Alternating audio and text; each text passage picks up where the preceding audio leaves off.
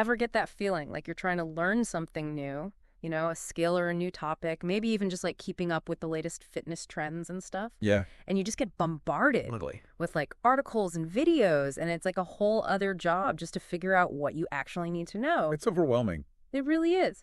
And that is why we're here. Welcome to the deep dive. We dig through all that and pull out the important stuff without the overload. Yeah, we cut through all that noise. Yeah. Today, we are going deep on a really fascinating corner of the fitness world. We're going to be talking about a squat variation that you may not have heard of, Okay. but it has some really interesting benefits for building some strong legs and some really resilient knees. Yeah, you sent me this YouTube video, the old school squat that fixes weak knees and builds strength from the physical culturalists. That's right. And it really got me thinking, we're so used to barbells and all the fancy gym equipment, and it's easy to forget that people were building incredible strength way before any of that was around. Yeah, and you know what's really cool about that is you get this kind of lost wisdom Right. of strength training. So back in the early 1900s, strongmen, before they had all these machines in gyms, they would have to rely on their own ingenuity Yeah. and some fundamental movements with very little equipment. Okay, so that brings us to the start of the show. Yeah. The kettlebell hack squat. And I guess this is named after George Hackenschmidt. Yes. So tell me a little bit about this guy. So George Hackenschmidt was a strongman and a wrestler in the early 1900s. And, I mean, this guy was a phenomenon. Right. He had almost 2,000 victories in Greco-Roman and catch-as-catch-can wrestling. Wow. And, I mean, these weren't like staged events. These were genuine tests of strength. Wow, that's incredible. 2,000 wins. Oh. Almost. That's just mind-boggling. Right. And the video highlights that the kettlebell hack squat was like a go-to exercise back then for developing serious leg strength and, really importantly, super tough knees. Exactly. So it just makes you wonder, why don't we see this more often today? It's strange, isn't it? Yeah. It's kind of been forgotten, Yeah. and it's been replaced with these more conventional squatting methods. But the video makes a good argument for why it should still be used today, Yeah. especially when you consider how different it is from a regular squat. Okay, so let's break down those differences. Yeah. Because when I first saw this kettlebell hack squat, Yeah, I was like, wait, that's not how you're supposed to squat. right. So how does this compare to the classic squat that we've all been taught? It's very different. So a traditional squat, you want to keep your feet flat on the ground, feel the weight in your heels, push your hips back like you're sitting in a chair, keep those shins relatively vertical, maybe with a little bit of a forward lean. Okay, so it's that classic checklist. Chest up, butt back. Yeah, exactly. That's it. But the kettlebell hack squat kind of reverses a lot of that. Yeah. So instead of starting with the hips, you're breaking at the knees first, Mm-hmm. and then your heels are going to come up off the floor as you go down, and that lets your knees track forward. And at the bottom, you'll have your hamstrings sitting on your calves. So the heels coming up and the knees going way over the toes? Yeah, That feels like it breaks all the rules of proper squatting. I know. It's interesting. Yeah. But those differences actually give us some unique benefits. Okay, so what are the advantages to this unconventional approach? So there's a couple of big ones the video talks about. Okay. The first is that it really targets your foot and ankle strength. Okay. So think about it. Most athletic movements, running, jumping, changing direction, you're rarely pushing off with completely flat feet. Right. There's usually some degree of heel lift or a toe off. Right, it's more dynamic. Yeah, exactly.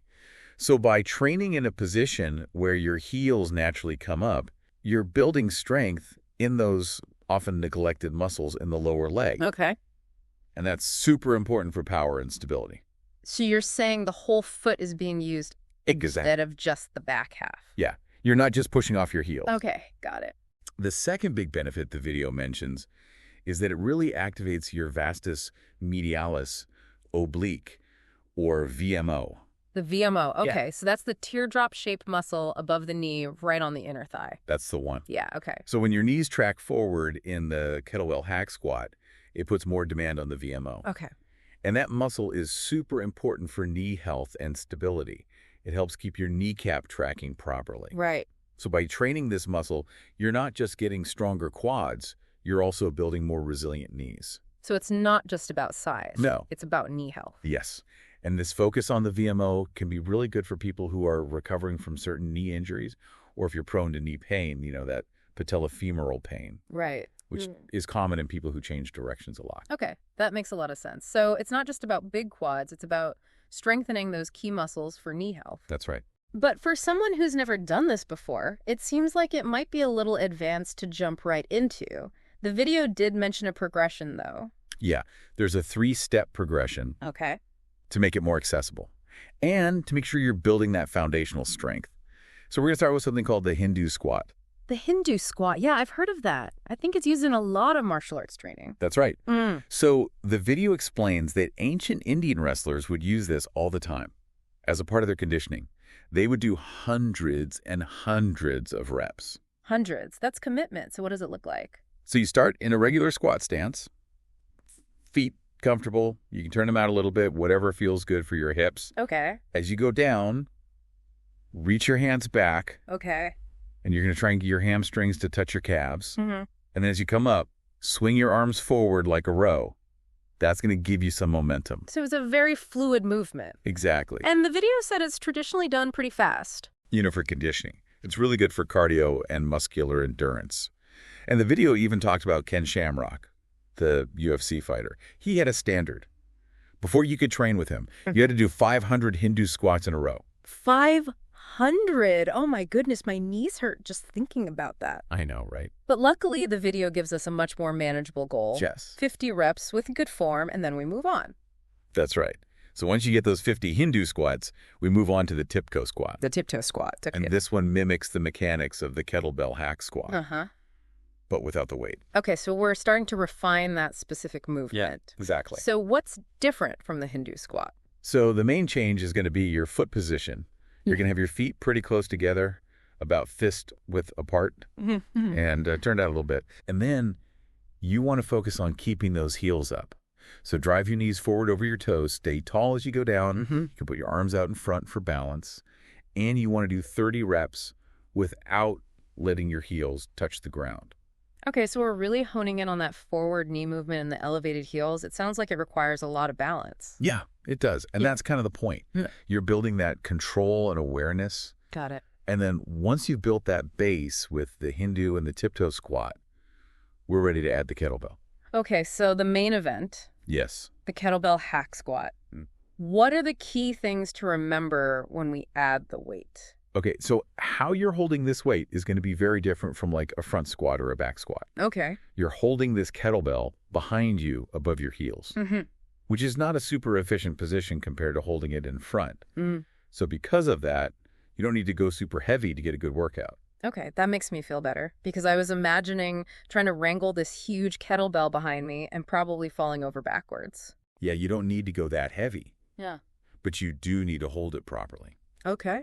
So the video says, think about pulling the horns of the kettlebell apart Okay. with your hands while also pulling your shoulders back, like you're trying to squeeze your shoulder blades together. Okay. This creates a lot of tension and stability in your upper body. So it's not passive. No, you're engaging your whole upper back and shoulders. To make a stable platform. Yeah, exactly. And then the lower body movement is going to be pretty similar to that tiptoe squat. Okay. You might have a slight lean forward to counter the kettlebell behind you. And there's one really important tip about the knees. What's that? You want to think about pulling your knees out throughout the whole movement as you're going down and as you're coming up. Pulling the knees out. What's the reason for that? It makes your base much more stable. Okay. If you're just relaxed, you're going to feel wobbly. Okay. When you engage those outer hip muscles and drive those knees out, it'll help with your adductor flexibility too. And you want to keep that tension throughout the entire rep. Okay, so it's a very controlled movement. Yeah. Okay. So now that we know how to do it, where does this fit into a training program? So the video gives us a few options. Okay. It could be your main strength lift, Okay. especially if it's new for you. Yeah. Because the loading is so different, it challenges your muscles in a new way. Makes sense, yeah. Sometimes just changing the angle of the weight really makes a difference. Exactly. You can also use it as a finisher at the end of your leg workout, if you like that burning feeling. Yeah. High reps with moderate weight. Yeah, I do love the burn. And here's an interesting one. He said you can even use it as a warm-up before high bar back squats. It can help reduce any knee stiffness. Okay, so it can prime you for the heavier lifts. Exactly. And he also gives us a benchmark. If you can do 10 reps with a kettlebell that weighs about a third of your body weight, That's a good indicator of strength in this lift. Okay, so a tangible goal. Yeah, like if you weigh 210 pounds, you should aim for 10 reps with a 70-pound kettlebell. Okay, great. So to sum it all up, we've learned about the history of this exercise from those old school strongmen. We've talked about how it's different from a regular squat and the benefits it has for foot and ankle strength and knee health. And we walked through a progression so we can learn it safely and how to work it into our training. That's a great summary. And I think what's so cool about this old school approach is that it reminds us to look back at the methods that worked for those strong men, before all the fancy equipment. And sometimes that gives us those aha moments and unlocks new ways to get strong and resilient. I totally agree. And it makes me wonder, what other forgotten exercises are out there. Maybe that's another deep dive for the future. Definitely. But for now, this has definitely got me thinking about how those unconventional movements can be a game changer for strength and long-term joint health. I think so too.